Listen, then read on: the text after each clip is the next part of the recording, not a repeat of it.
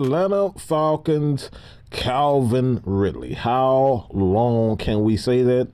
Your boy Mad Mike doesn't know, but what I do know is execs expect Calvin Ridley to be traded to another team, preferably to a contender. And in an article by ESPN, all right, the Falcons would trade Calvin Ridley to a contender. Ridley missed 12 games after stepping away from football to work on his mental health. But assuming he's back in the NFL lineup in 2022 and is good and in a good space, several teams view him as a top 10 receiver. His market could be robust.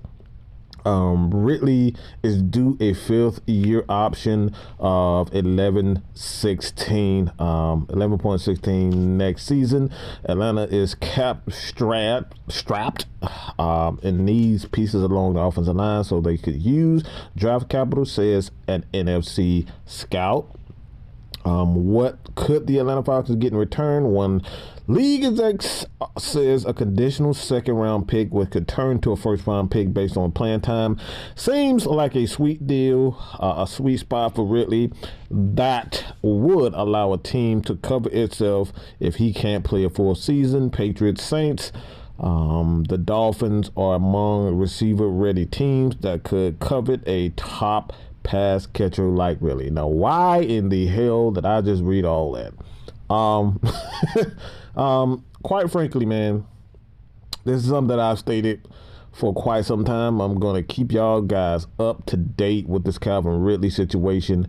But it's really heating up. That Calvin Ridley is more than likely is not going to return as Atlanta Falcons to the Atlanta Falcons for reason. The main reason is they're just cap strapped. They need to get this cap situation rectified. They don't have a lot of money where they can go out or even pay a guy. I don't think it's a smart thing to bring back a Calvin Ridley if he's not going to be here full time. One. Two, I don't think it's a good idea to, bring in a guy at this point in time for the next 2 to 3 years and pay him, $100 million, because Calvin Ridley is going to ask for $100 million just based on what he can do and what he has done in the past. He has been an all-pro caliber wide receiver, so I don't think anybody would doubt that.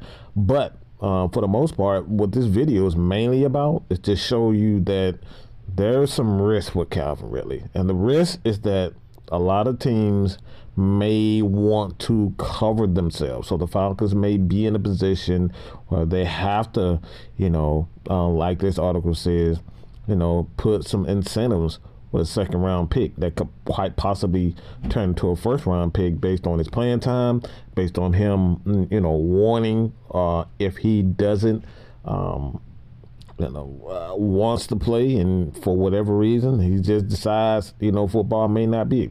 Teams want to cover themselves. So, realistically, when it all comes down to it, Falcons fans, two things.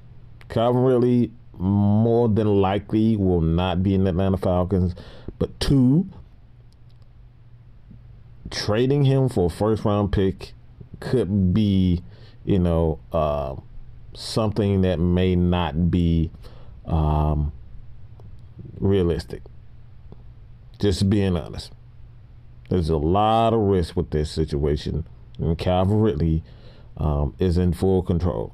But the teams, the Patriots, the Saints, the Dolphins, I could see the Patriots.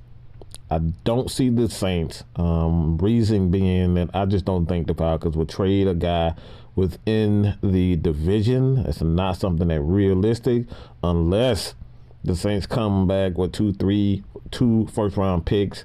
I could see that. The Dolphins, another team, they have Tua.